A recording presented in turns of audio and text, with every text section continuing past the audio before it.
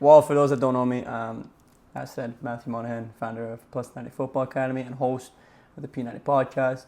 Originally, we had a guest scheduled for today, but guest canceled, so now we're looking to transition to a little bit of Q&A, and then when some more people in Plus90 come, we'll be doing that as well. But I think it's good to know all different avenues of the people involved in P90. For sure. So I think we can just go ahead and get started. Mm-hmm. What was the moment where you knew you wanted to take football seriously and make it a central part of your life? Mm-hmm. That's a great question. Like there's probably two parts to that. It's the first part being the player part. All through my life, when I started really taking it seriously at 12. So before that, I was actually a hockey player, and then hockey and soccer player, and then dream as a 6-year-old was to play in the NHL and then to play hockey. But when I was 12, I was playing high level at both, and then both required high levels of commitments, so I chose soccer. And then it was an easy choice for me because at that time, even like 9, 10, 11, 12, I was all football, all soccer, playing on recess and whatnot. And so even at a young age, I knew I wanted to play professional. I didn't know how to get there, obviously, but every kid dreams of playing professional. So from then on out, played on provincial teams, played at nationals as well growing up, and then went on to play university and college soccer and had a career there. It wasn't until maybe I was around 20 when I started getting into coaching, when obviously the dream there was still alive to play professionally, but I figured, having seen youth sports competition, knowing that I'm not the top 0.1% in youth sports, to be able to get that opportunity to go play CPL or go play MLS, that I needed to transition elsewhere. So I started coaching like house league in Ulethbridge actually, which was it was not the best. I didn't really actually enjoy it right away, but it was a stepping stone. And then from then on out, coming back to Calgary and getting a lot more into coaching, I knew that I could make this into a career, and I want to continue football as my career moving forward. So, Cool. Yeah. Cool. What was your favorite moment in your footballing career that occurred in game? Shoot. Talk about like my first like goal for SAIT, or like, but I don't know, that was against Medicine Hat. It wasn't a great team, but you know what, that was a great man. I actually have two. That one sticks out to me because my parents were actually at my first college game, so I was 21 at the time, so only a few years ago, 3 years ago actually, and I didn't know that they were there, and it was our first away game. We were killing this team. Like my SAIT team was incredible, ranked 3rd in Canada at the time. And my first college goal, I was texting him after the game, being like, hey, like I scored. I was trying to talk to my dad about it, and he's like, son, like I was there, I watched it, and I just felt so good because there was so much of the time where I was in Ulethbridge and they missed games or something, or it was didn't see good performances but saw bad performances. And when you're a player, you really want the validation of your parents. And for me, it was the validation of my dad, for him to see me score my first college goal. And I know it was my first year playing college. I was 21, but that was a big deal to me. That was a memory that I had. It wasn't the goal itself, but it was the fact that I had my family there watching and seeing that goal. But another memory I actually have was my first year playing in for the province, so for Team Alberta. I was 13. And I came on that team, probably I want to say like average to below average players, playing with all these Photos players. I wasn't at Photos at the time, I was Southwest. And I was playing in the number 6, and there was another player that played above me. We played a 4-1-2-3. So 1 in the 6 and then 2 10s. And I was the sub of the 6. So I came on the second half against Sask, and I played a lot better than the first player. Gained my starting spot, scored a goal. It was at the top of the box and went bar down. And then the thing I remember about that is my stupid celebration, because it was filmed and I was going on like and so of course I got some bants from the lad stuff, and I literally think it's still on YouTube. You can literally find that goal, and you can find my stupid celly, and but no, I really remember that because I had a great tournament there, made the All-Star team, and then really grew from that experience alone. So that training camp, that environment, being coached by Leon Hapgood, one of my favorite coaches, the best coach I've ever had, was that's another great memory. Yeah. Cool. And when did you know that you were different to all these other players out there? Let's say like the average player playing in Calgary right now. Mm-hmm. Well, I don't actually think I really knew that, because when you're playing high level, like all you're really exposed to is the best players. And then I quickly transitioned to foothills where the level differences were like this. It was just, you know what I mean? It was so tiny. And so I don't think actually in my head as a kid I really knew I was so superior or different or anything, just because like the only players I really trained with or played against were my level or better. You know what I mean? So when I went to foothills, we were killing teams because we were that team in Calgary. And then obviously we knew we were better than the other teams, but in my environment, my training environment, like our competition was us. So I did not believe I was, different than any player just because the only environment I was exposed to was that. Like, of course, I was playing in school. Like, it's just banter. But like, you don't compare yourself with people who don't play. You know what I mean? You compare yourself with the best players. That's the only way that you get better, right? And comparison in itself can be a good thing or a bad thing. I know I'm going on a bit of a tangent here, but I think when you compare yourself with the idea of getting better and increasing your ability, that's a good thing. But if you compare yourself and it negatively impacts you or your mentality, you're like, I'll never be this player, this person, that's when it can be bad. So the good and bad of comparisons, I think I took more of the good route to that, but definitely towards the later half of my playing career, so in university, comparison wasn't good for me. So it's interesting to see the contrast there. No, that's cool. And like going back to college, actually, so how good are college players really? Really good. I'll talk about when I was 18 because you're 18, you're playing against guys that are 5 years older than you firstly. So that in itself, the 5-year gap of the speed, the strength, being in that environment. Whereas I'm coming straight from CMSA, I'm coming from a great foothills team, but it's still nothing compared to U Sports. You know what I mean? So to come in and now you're with guys that are 21, 22, 23 as an 18-year-old, when you're used to playing only 18 or 17-year-olds your whole life, or people that are just around your age. I guess with the next gen, we're up 2 years and whatnot, but that's nothing compared to 5th years. And all these 5th years are starters. So when you come in as an 18-year-old and there's habits and there's things that everyone does, and the workouts are extremely tough. I remember my first workout for high performance in Ulethbridge, I couldn't even do the ESD at the end because like no rookie could do it. But every vet was used to this. It was like some sled pull shit. I still remember to this day. It was like 5 sets of 20 yards there and back with a specific weight, and you had to keep the weight the same on the sled, and we could not push it. Like me and these other kids, like we couldn't push that damn thing.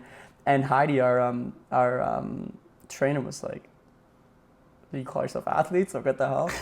So the difference is like, I played with some of the best people I've ever played with, at university and college, and mostly at college. It's said that the level at CCA is a lot lower than U Sports, or there's that connotation that it is, but not in my experience. My experience, SAIT was far better of a team than the Pronghorns. And I played with a couple of the best players I've ever played with in my life, most technical players, guys that have played the Canadian national futsal team, for instance, you know what I mean? Guys that have come straight from Brazil that are just unbelievable technically, and just their football IQ, just they know the game so well. But I guess to bring it back, the level it's stronger, it's faster, it's more technical. You have to know the game and you have to be mentally prepared. A weekend of 2 90-minute games, not a lot of people can do. And if you are not prepared by preparing in preseason for that, playing 180 minutes on a weekend, you're not going to survive that whole season. It's a quick season, but that demand on the body, that demand on the mind too, is not everyone can do. So being a student athlete is tough, and I loved every minute that I did doing it, but it's not for everyone. It's very, very tough, and yeah. And on that note, would you go back and change anything? Oh yeah, yeah, 1,000%. Do you want me to be specific on? Go ahead. Yeah. Okay. Anything, man. Anything. It's your podcast. Yeah, like I'll tell you a little bit of a story actually. I don't know if I should, but yeah, I'll tell it. I was 18. I did a lot of stupid shit as any other 18. You're still a kid, you know what I mean? Like, not that that's an excuse or anything like that, but it's I wasn't that smart my first year. at Lethbridge. So a story really does stick out to me. And I remember it to this day. It was our first weekend of games, and I made the travel roster. I was like, okay, sick, whatever, 28 roster, and you made the 18. I was expecting to do that. I wanted to be on the 11, and the thing was I felt like I was like good enough to be on the 11, but I didn't really solidify a position yet or anything. It's my first year, literally first game. And so I'm expecting my first game against Mount Royal. I still remember it. A lot of the players that I either played with or knew of, they all went to Mount Royal. And so they were playing in that game, or they were on the bench or came on the bench. And in my first game, I didn't get any minutes at all. So I was really upset, but I was like, shit, like, you know, I felt like my preseason was okay, but, you know, didn't get on the field at all. So I went back to the hotel and, you know, was kind of texting some old friends, and then a girl reached out, or I don't know, maybe I reached out, and, you know, we're like, well, what are you doing tonight? And then it's like, well, do you want to hang out? And then, of course, I'm with the team, and of course we have a curfew. We're in a hotel, and she's like, well, I'll just come pick you up at 10. And I'm like, well, our curfew's at 10. Like, we have a game tomorrow at 2 p.m. So I was like, anyways, she's like, no, I'll come anyways. And I was like, okay, that sounds good. So I snuck out of the hotel, and I was with this girl, and I can't remember. Well, I remember what we did, but I can't remember. I can't remember how late we were out until. But it was something like, I want to say it was like 2 a.m. or something. And even then, like, I'd sleep until 10. I'd get my 8 hours. You know, that was my justification in my head. But it was so wrong to go 4 hours past curfew to be out of the hotel when you're all supposed to be in. So that was terrible. So I get back in, and of course, my two coaches are at the bar together, at the hotel bar, which is just, you entered and the bar's right here, entrance right here. Oh. And I'm like, okay, God damn it, the elevator's really right here. And I'm like, okay, well, I can't go around. Like, I have to just go, and I'll just like, I'll go to the elevator and I'll look this way, and I'll look directly that way, and I'll hope he doesn't hear me. So I go in, I look that way, and all I hear is, and I'm like, I turn, and my coach goes, and I'm like, and he's kind of smiling at me. He's like, so, what are you doing? And I'm like, you know, just get out. Like, I can't even remember what I said, but it was some stupid response to say. And like, all right, get to bed. And I was like, oh shit, like I dodged that so nicely. Anyways, I didn't dodge anything, because the next day we have our game. I'm not on the game sheet. He tells me this like later on. We head back to Ulethbridge after we play UFC. We lose the UFC. We head back to Ulethbridge. I don't 0 minutes in 2 games, and he pulls me in for a meeting. He's like, "Did you know I didn't put you in the game sheet?" And I'm like, "Well, it makes sense." Like, I mean, I wouldn't really expect you to do anything else. But, anyways, it's little stupid 18-year-old crap like that I did. And that, you know, I coach at P90. We coach a lot of 18-year-olds, and we coach a lot of or we did anyways before they went off to university. And I could tell them, like, it's okay to enjoy your experience, but, you know, not that I've ever told them that story or anything. I'm sure I've told them others, but make sure that what you do doesn't impact your football or anything. Make sure that if you choose to kind of enjoy fun, like, make sure it's either in the off season or either, you know, it's in between games where there's a big gap. Enjoy being a kid. Enjoy being in your first year, 18, and you know, the freedom of living away from your family or your parents, but be smart about it, you know what I mean? And there were so many times where I wasn't smart, and I was doing shit that I shouldn't have been doing, and it's part of growing up, it's part of experience and learning, and but I only share these stories because I know what it's like to be 18 and kind of have that freedom and want to have fun, and you know, make those mistakes, even knowing football at that time was still the top priority for me. But then if somebody asked me, like, hey, like, if football is a top priority for you, why the hell are you up 2 or 3 in the morning with a girl? And that's a great point, right? So then you got to ask yourself this question, like, what are you willing to sacrifice? Right? And I didn't necessarily want to sacrifice the fun side of things when I was young as an 18-year-old, right? But now here I am telling 18-year-olds, yo, sometimes you got to sacrifice it, having not sacrificed as an 18-year-old. Anyways, that's a couple stories of, I don't even remember what the question was, but that's, yeah. I mean, it kind of leads into the next one anyway. Okay. So, like, what were some other lessons that you learned during your time playing youth sports at University of Ulethbridge? Yeah, that's a good question as well. There were a lot of ups and downs there. So obviously I'm telling stories about when I was in my first year, but the lesson overall that I definitely did learn about was how to deal with the ups and the downs. How to managing the ups so that you don't get too high or anything, or managing, and then how to deal with the lows.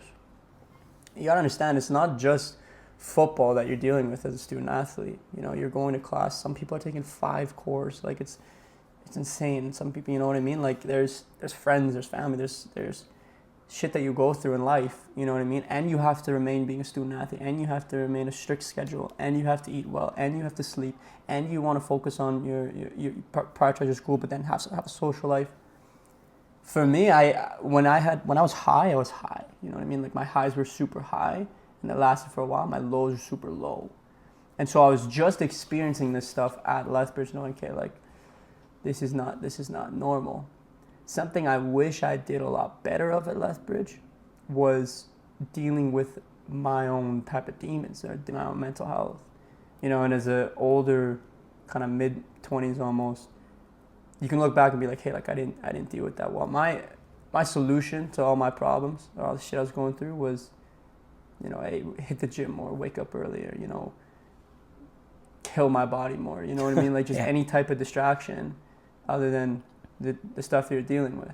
And so when, for instance, there's a couple of players like I can tell in the academy they go through some shit, and it's only because when you've been there you can spot it, you know what I mean? And so for me, dealing with that mental side better would have transitioned me to deal with it better in SAIT when when there was stuff that I just couldn't deal with anymore, and then impacted school, there was a lot of stuff. And I only tell this stuff because it's like, look, like you might see me online now, or you might see me on Instagram Reels or something, and it's an image, but I'll go through shit. Like, I went through shit for majority of my adult life. You know what I mean? I went through demons that you couldn't even imagine, and it's tough to open up about. But don't put this type of stuff on a pedestal, is what I'm trying to say, or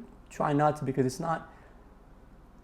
Everyone goes through their shit. You know what I mean? You see a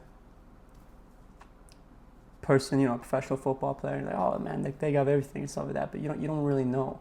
And in the same way, when I'm working with athletes, you never really do know what's going on in their life as well, right? So even if they come to training and they're happy and they're upright and stuff, you never do know. So give them a proper experience, right? So through my experience of having dealt with a lot, it's only to say, like, look, like everyone goes through that stuff, find what you're passionate about and pursue it.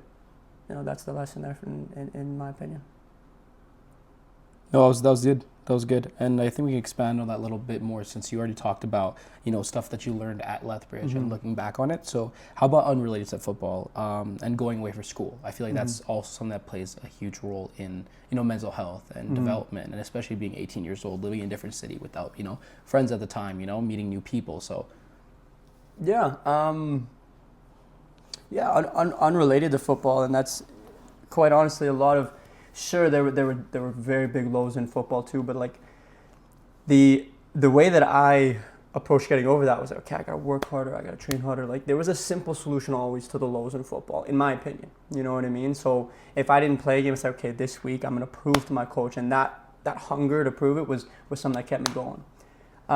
When it comes to dealing with lows outside, the trick is how you manage that in all areas of your life when you're a student athlete. Because if you deal with something outside of sport in your personal life, it's likely it's going to filter into football. It's likely it's going to filter into your sport.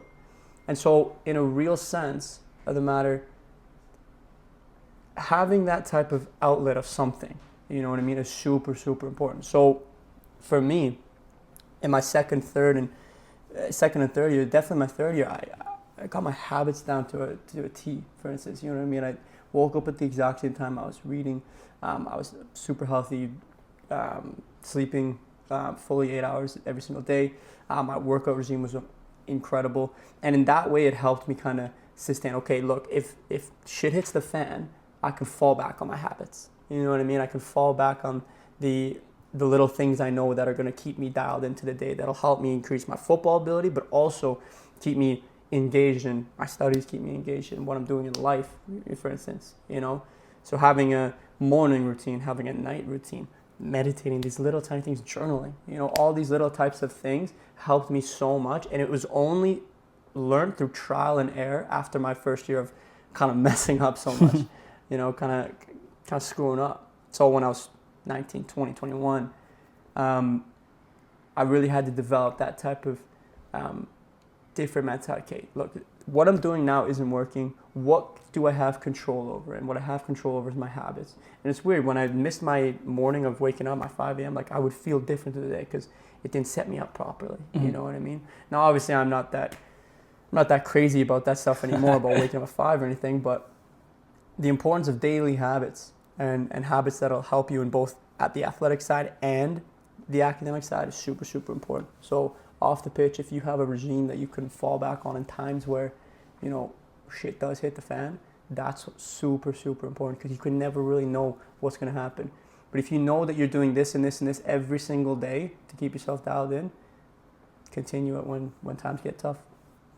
And just expand on that a little bit. You have a pretty interesting collegiate career, right? So you went to Ulethbridge when you were 18. You played there for a few years, and then you had a transition to SAIT when you were a little bit older. How would you say that differed? What was your approach to soccer going into SAIT when you were much older and you came in with, you know, more skills, and also how to navigate these challenges? First thing that comes to mind right away is my relationship with my coach was a lot different. So throughout the 3 years of me at Ulethbridge, I never really got to know my coach. I just never did. I was like almost a little bit afraid of him, if I'm being honest. As a kid, obviously looking back, I don't think I'd ever be right now. But when I left Lethbridge, I was gonna go to Mount Royal, but I met the SAIT coach, Connor Brady, and we just had a good relationship right off the bat. And if somebody that's not family or somebody that you kind of look up to, you know, says, hey, like, I trust you, like, you just come in with so much confidence, especially if you can't find that confidence. And at that time, as a 21-year-old, I struggled with confidence, like player confidence. If you struggle with player confidence and you have a, you know, authority figure or somebody that you really look up to, say, you know, like, I do believe in you, like, I want you to succeed, and here's the role I'm putting you in, and this is what you're going to do. It's like, well, I feel at home, you know what I mean? So a difference right there was in the coaching. But another difference as well, the SAIT team was just a lot more, in my opinion, mature. And maybe it's the age as well. They tended to be a lot older, a few of them. Like Nico Gonzalez, for instance, was like 38. It's one of the best players I've ever played with. Yeah. He doesn't look it, but he doesn't look 38. But that maturity and that leadership in the locker room. Eduardo, another older player. I'm not sure how old he was then, but you know, late 20s now. I want to say mid to late 20s. That maturity in the locker room. And just all of the leadership, again, starting from the coach, trickling down. It really set the standard. Whereas in my 3 years at Lethbridge, there was no structure. It felt like there was no real leadership. There was no real standards. There was no real, you know what I mean? Like, you get to practice that, say, you know exactly what you're doing. You get on the pitch, blah, blah. Rookies have a role. There's nothing that's questionable. You know what I mean? It seemed as though SAIT was a lot more professional. Like, they knew what they were doing. Like, there was roles, and then people fell under the leadership. You know, the leadership was set. We're like, yo, roger that, and then let's go win a championship. That was our goal. We had that one goal. We're going to win a championship, and it didn't quite happen. We fell short, obviously, at nationals, but we knew that that's our goal coming in. We knew that we had one thing, one vision, and we were all going for it. If you compare it back to my youth sports career, the team that I was on, there was no real vision on how to get out of this kind of skunk that we were in. You know what I mean? We had the players. It was a good team. The ability was there. But it's just, we just weren't quite getting the results, you know, at Lethbridge. And there was no real plan to get out of that. You know what I mean? So, and not going to really get into reasons why I think that is, or, you know, X, Y, Z, doesn't really matter. But the overall structure was just so different. And this is why I say, like, when players are like, yo, like, I want to go straight to youth sports. I'm like, yo, don't count on it. Like, there are some phenomenal ACAC teams, for example. You know what I mean? Like Nate, for instance, like the Ulethbridge and SAIT, incredible college team as well. You know, Lakeland, where one of our players are playing right, great team as well. What was the team? Fort McMurray team. Keano, great team as well. So like, these teams, they can compete in youth sports, so don't count them out. You know, if they have your program, go for it too. And you also mentioned nationals real quick. So how was your experience at nationals with SAIT? Yeah, it was depressing. It was really sad, honestly, because you come in, you're hosting. We won provincial, so we earned our spot there too. But we were also hosting, and I think the pressure must have got to us or something. Like, you know, we had our one competition, which was Humber, and Humber's won it like 5 bloody years in a row, and we're like, hey, we're beating Humber. But we hadn't even gotten through to the finals yet, you know what I mean? And so I remember our first game was against St. Thomas University in like way out east or something. And we allowed one striker, who's, to be fair, really, really good, to just kill us. They got 4 goals. They won 7-4 or something like that. Yeah. And so from then on out, we're like, okay, we're not in the final. We lost the first game. Second game was like, okay, we lose, we're done. And we were playing a team that we were just so much better than, and we were up 1-0 for the whole bloody game. And I remember I got put on in the like 65th minute or something. I was playing fullback, and I'm naturally a 6, but by that time I was playing more in the fullback role. And I still remember this. It was 90 plus 2, so it's 2 minutes extra time. 90 plus 2. I have one tackle, ball goes out, throw in is sent off to their 6 hits the long ball over to the side. He dribbles in, cuts inside to the box, shoots, and I'm coming in to defend it, and I have a perfect vision to look, and the ball's just going in, and I'm like, no fucking way, man. No way. Like, we're 1 minute away from that win. And I'm like, shit. And of course, like, everyone's like down, so that we get the ball, we go forward right away, last minute, boom, game's done. I don't know why we didn't play any additional time or any extra time. We went straight to PKs. So I was a 6th shooter then. I was nervous, definitely nervous. I was gonna say nervous as F, but you know, can't. But I was nervous, really, really nervous. And we ended up losing in PKs, and it was the guy chipped our goalie to win it as well. And I just remember that was the most depressing thing, because that pretty much did end my collegiate career. Was, you know, that game. So while I played the next year after, I wasn't eligible with academic reasons or anything. That was my last like actual collegiate game. And so to end it like that was super depressing. But looking back, incredible experience. Like, I even remember the song playing as we all walked out as Peepas or whatever. But I'd say I recount more memories outside of the game from playing collegiate and youth sports than anything else. Yeah. And those are the stories that are super important. So yes, the wins are nice, and the goals to remember are nice too. But again, going back to that, it's not the goal itself at Medicine Hat I remember. Like, it's the feeling of knowing, like, my dad saw it. The people around you, right? Yeah, so the people around me saw it, you know what I mean? And so it's not necessarily the events itself, but the feelings happening afterwards that I definitely remember. And contrasting this to Ulethbridge, what were the ups and downs you faced at SAIT? Obviously, you went over nationals, but I'm saying, were there anything, you know, outside of the field that you faced? Yeah, 100%. So even for me transferring to SAIT, like, I didn't know what I was going to study, so I knew that there was a 4-year degree program there in business, and I was always interested in business.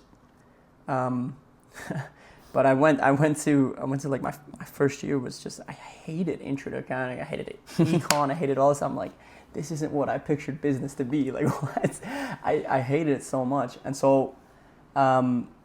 You know, there wasn't a kinesiology. Like, I studied kinesiology at Ulethbridge, and then to transfer, there was no transfer to SAIT or anything. But what was the biggest struggle for me was after the season. You know, you come from August until almost end of November, because we went to nationals. And then when that's done, it's like there was no transition. There was like, hey, you're done. And I'm like, man, I'm here in school for another 6 months. Like, screw this. So I was like, what the hell? And I remember hitting like a big depression, honestly. I was like, I literally don't know what to do, because I was all football. And I was like, I'm going to win a national championship. That was my goal. And I left Ulethbridge, and I was so pumped to be on in my opinion, a better team suited for me. And it just ended like that. And I was like, what the hell? And so I go back to classes, having taken a week off, because that's what nationals was a week off. And our coach was like, you guys can't go to class. You were focused on the game stuff. Like, give this to your teachers, blah, blah, blah. And I was so behind. And I was like, dude, if you know this as a university student, like, you miss 1 day or 2 days, you're screwed. You're cooked, yeah. Can you imagine a whole week of missing? Yeah. You know what I mean? And so I come back on my first couple of classes. I'm like, this sucks. This is terrible.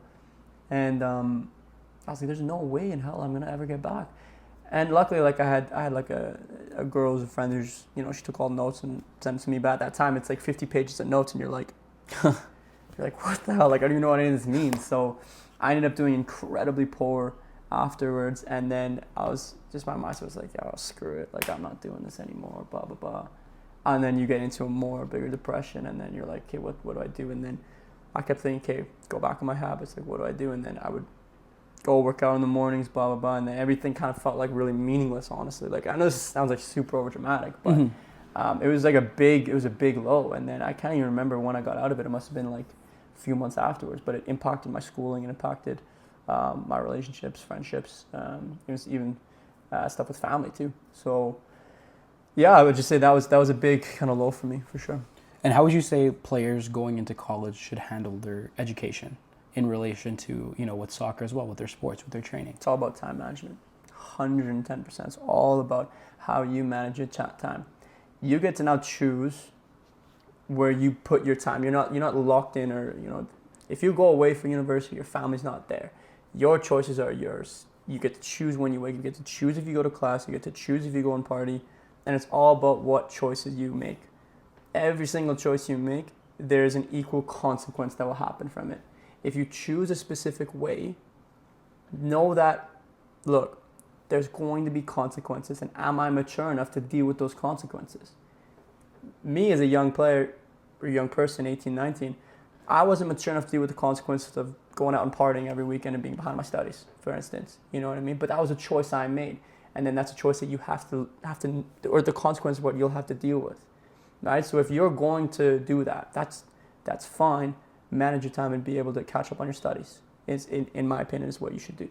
Now, I honestly believe that the time management of you putting schooling first is the most important thing to do. Moving forward, you're still a kid. You want to have fun in your first year. Go do it, but make sure that you're managing your time, dealing with those consequences well, and being able to adapt to those situations. For sure. And going back to this as well, because you kind of covered this a little bit as well. And how did you stay motivated during difficult seasons or matches throughout the course of your university career? For me, and it didn't happen right away, but I was really good at goal setting and reviewing my goals, and knowing that it's, even when I talk about, you know, going through lows and stuff, what I would also revert back to is, okay, what are you looking towards? What are you striving towards? And so during difficult times, if you have that constant kind of vision of where you want your life to be, or where you're going, and the little steps that you have to make in order to get there, all the kind of nonsense that you have to deal with, it does become easier. But if you don't have a vision and you don't have an end product, it's tough for you to sign on to like the torture that you're going through now. You know what I mean? If what you're trying to do is incredibly tough, and it's incredibly tough to become a professional athlete, it's incredibly tough to build a business, right? What is the end product? If you don't have that vision and that passion and that energy to get to that end product and enjoy the journey along the way, it'll never happen for you. You're just gonna be like, bundled down in the daily tasks and the emails and that you have to do. So what? If you have the vision, you have the determination, the drive to grow and to get there, then that's good. And that's how I honestly believe that I was able to deal with those times, is by having a clear vision. And yeah, for sure, during that time, it was probably professional football. Didn't quite work out, obviously, but, you know, my vision has now changed, right? And now there's a vision for P90, there's a vision for this academy, and there's a vision for what we want to create as a business and a group here.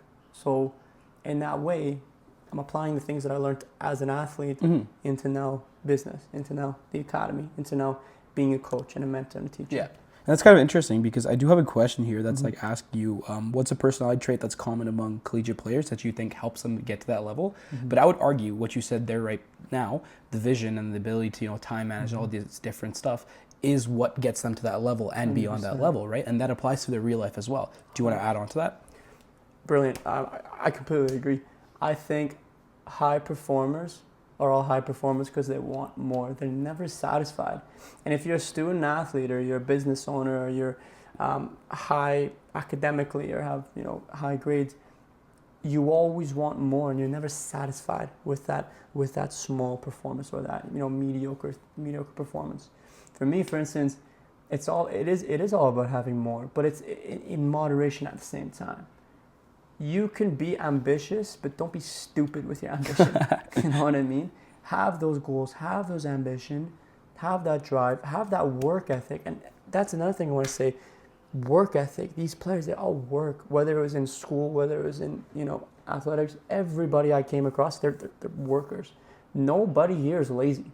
I can't pinpoint one player I know that I played with or high performer. I know, like the captains that were on my team, that were lazy. Even on our men's team, the high performers, they're not lazy. You know what I mean? Like that's another trait as well. They're go-getters. They're guys that are gonna go out there. They're showing their passion, demonstrating that they want what they have and want what they don't have, and are gonna enjoy what they have. Does that make sense? Yeah. No, I see where you come from. And also we can pivot a little bit from there, because I feel like you went over that perfectly. And the stuff that you tell your academy players, it's the same stuff that you're hearing right now on this podcast, right? So I feel like let's go back into talking about your coaching and go more specific in that, right? We went over your university career, we went over your experiences and what you took away. So let's talk about what inspired you to start your football academy in the first place, and how has that journey been so far? Yeah, so firstly, as a coach, I'm actually going to bring it back again to my dad, for instance. So before I even talk about what inspired me to get into academy, I want to talk about what inspired me to coach. And a lot of that's with my dad. And it's not because he was a coach, but because he was a teacher. And I think it was grade 10 or 11, he was my teacher for social. And so I witnessed my dad speak and talk about something that he is so passionate about, which is politics, which to me is disgusting. But either way. And I was just like he was such a good speaker, and he was passionate. Everyone's attention was on him. You know what I mean? Like, his passion and his energy radiated out to the class. And out of all the classes I've been at, and again, this is not because he's my dad, but out of all the classes, just attention was on. And it was social studies, man. And such a, not a lot of people like that shit. You know what I mean? Yeah. So, but his passion radiated out, and it caught the attention of everybody. There was nobody that was taking the piss in the class. Everyone was just listening to his storytelling, his talk on politics, his passion about American politics, talking about Donald Trump, you know what I mean? It was incredible. And so that right there, his ability to speak was something that stuck with me. And I don't think it's genetics or anything, but I think I have a really natural ability to dictate sessions, or to demonstrate sessions, or to talk about sessions, or to be a public speaker in sessions. And that really does relate to coaching. And so to become a coach, to be still involved in the game, and to have that passion, that passion that's in me of being a teacher or a mentor, it really stuck together. When you're knowledgeable of the game, you know what you're talking about, you have the energy and the passion to deliver those sessions, that's the perfect recipe for a coach. And so my reasoning for starting an academy is that if I can impact players on the masses, on a larger scale, right now the 50 plus players, that's a lot better than the 2 teams that I could have at club, or the 1 team I could have at club, or even the 3 teams you can have at club. Sure, you see those players more often, but if you can have an impact on more players and help more players out in an area that you've created, all for the kids, that's something that a dream would come true for me. That's something that I'm more passionate than ever about, ever playing professional football. That is right there, the passion. Now, of course, I'm 24, and I have many more years to learn and grow, both as a coach and a player, and blah, blah, blah, X, Y, Z. But nothing can compare to the passion and energy and the desire to grow these players and to work with these players. Now, I'm also driven to learn too, and to learn from the older coaches, and to make sure that, their experience is helping me as well, and helping these players most importantly, because the more that I'm also growing, the better it is for these kids as well to grow and develop as football players and as people too. And speaking of the coaches that you're learning from, because you said you're continuing to learn as well, and you have learned throughout your collegiate career and playing at these high levels, what features that these coaches have that you have implemented into your own coaching? Like, what did you take away? What traits, what drills, just what did they do that made them better coaches than everyone else? When a coach has pure empathy, it is seen by every single player. If a coach shows any bit of fakeness, that is seen by a player. Your actions, the way you say things, how you say things are all super important as a player. So these top coaches that I've had, they choose their words very carefully, and there's nothing fake about them at all. Every little bit of their desires or they're pushing. When they're serious, you gotta shape up. You know what I mean? If they're a little bit more empathetic, okay, it's all in the way that you say things and the genuineness that these coaches have. For instance, I had him when I was young and older as well. Ramon, I think I've talked about. Maybe we've talked to him on the pod before, or about him on the pod. But just the consistency with his coaching was something that I really, really remember. Never really raised his voice. Now, if there were times, it was like, oh shit, this is serious. Yeah. But he was just so consistent with his drills, the way that he coached, calming the game down as well. He was so consistent at everything he did.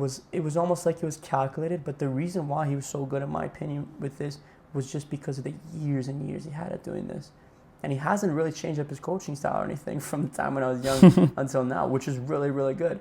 I remember players like, hey, it's 2-0 up, and he talks about how it's a dangerous scoreline to have. And so is JD, and we played together when we were super young. And he's remember that when we were 13 or 12. Yeah. Now we're coaching a 14-year-old, Viren is his name, who's been coached by Ramon. He's like, yo, Ramon said that to us last week or 2 weeks ago. And he doesn't change up, but look, if it works, it works. Right? And it is a dangerous, 2-0 is a dangerous scoreline. Right? So another great coach I want to bring up is Leon Hapgood, and that's his thing that I remember is the passion he had for football and the passion he had for developing players. It's incredible. I had him when I was 13 for ASA, and everything was positive encouragement, everything. Oh, mate, world class, mate. And then I had him when I was 17, and he was like, what the? And he's swearing, and it's the difference. You're a kid, and now you're almost an adult, and you don't have the standard here. Well, hey, it's not the standard. You're gonna tell him, and you're telling him with some tone. Yeah. It's not the standard here, but you do something well. It's brilliant, world class. And look, there's times to boost, and there's times to hey, it's not ready. And I think it's up to the coach to realize who I can say that to, when I can say this to.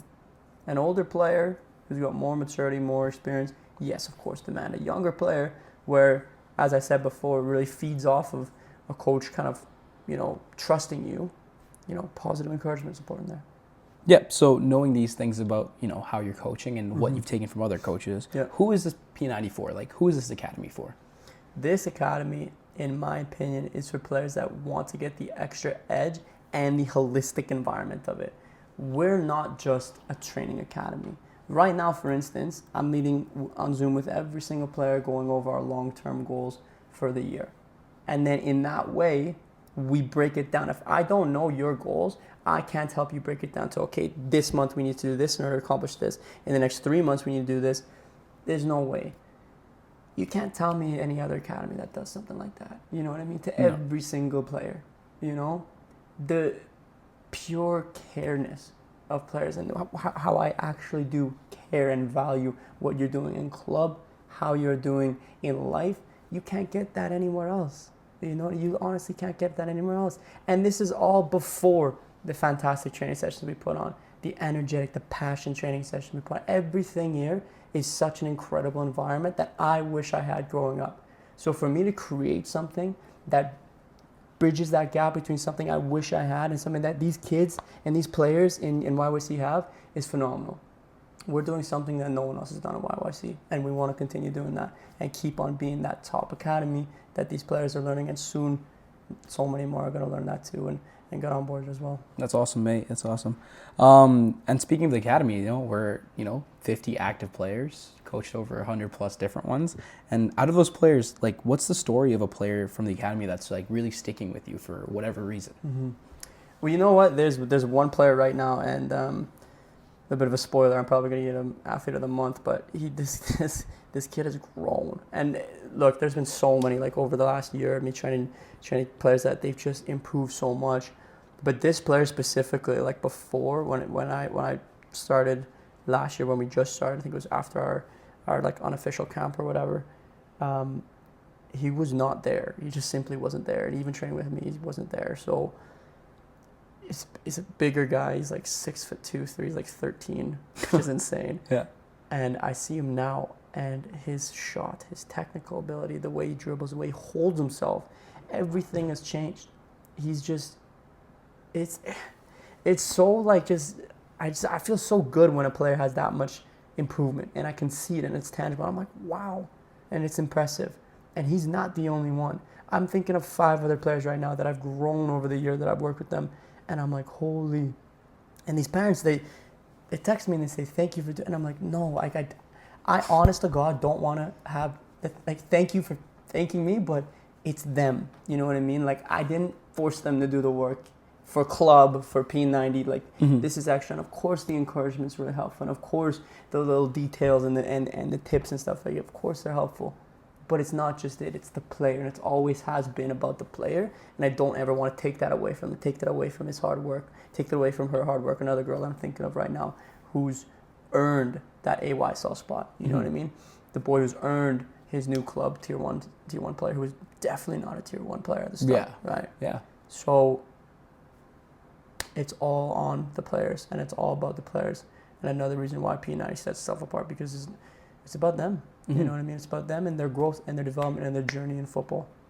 And you've played high level. And speaking of the players that you had in the academy, we've talked about how you've taken stuff from coaches. Let's talk about players that you've taken stuff from. Who's the best player that you've ever played with, and why? What did they do that made them so much better? It could be, God-given talent. It could be how much work they're putting in the gym. Yeah. How are you taking that and applying it to the players that you are currently training?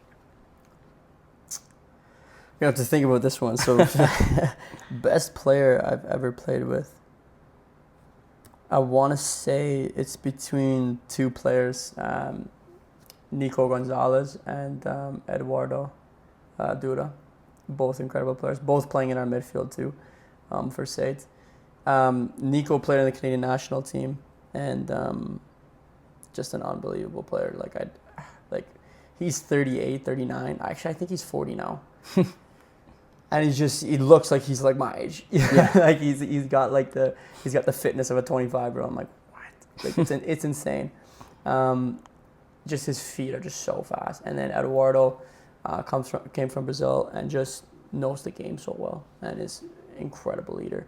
I'm trying to think, because I know I've played with other really, really good players, but right now I'm just thinking about my SAIT team. That was really, really good.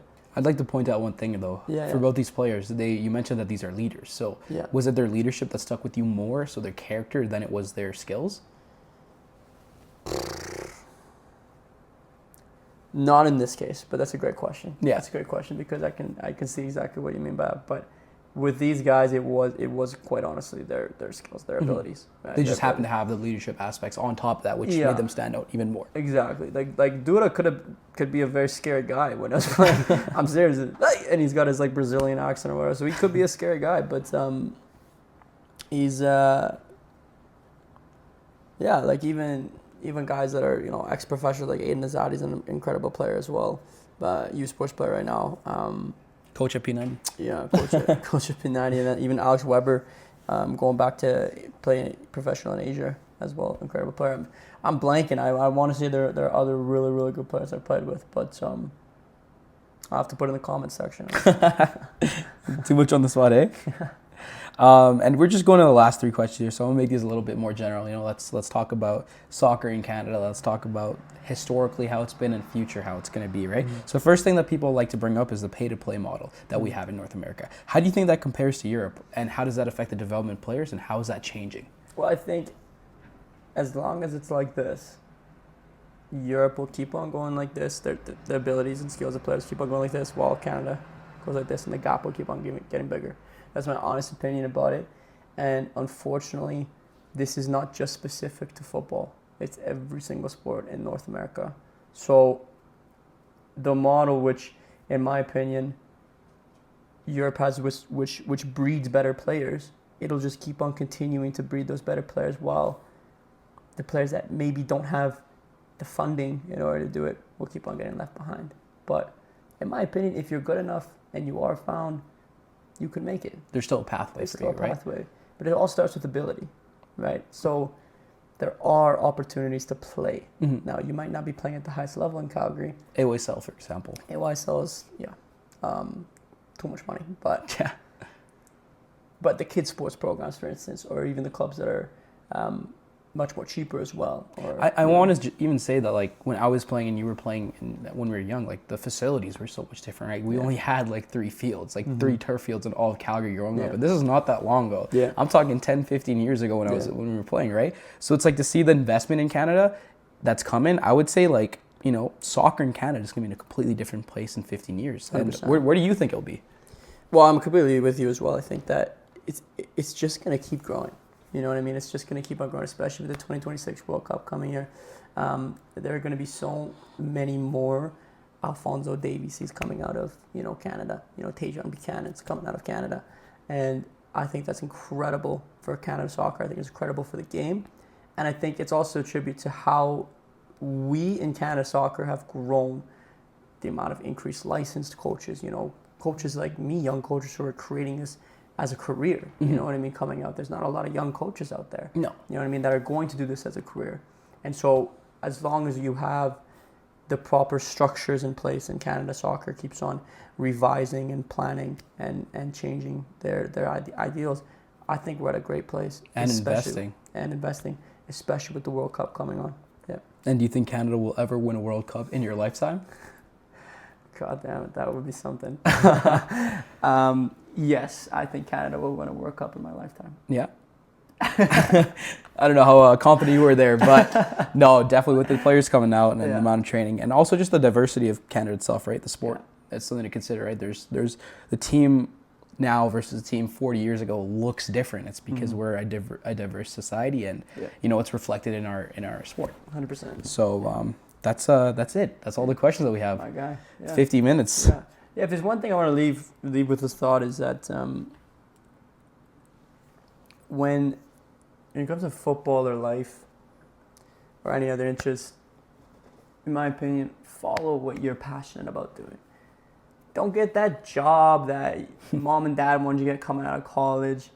Do what you want to do that you're passionate to do. That when you wake up in the morning, I'm ready. I'm dialed in to go do this because I love it and I want to pursue this.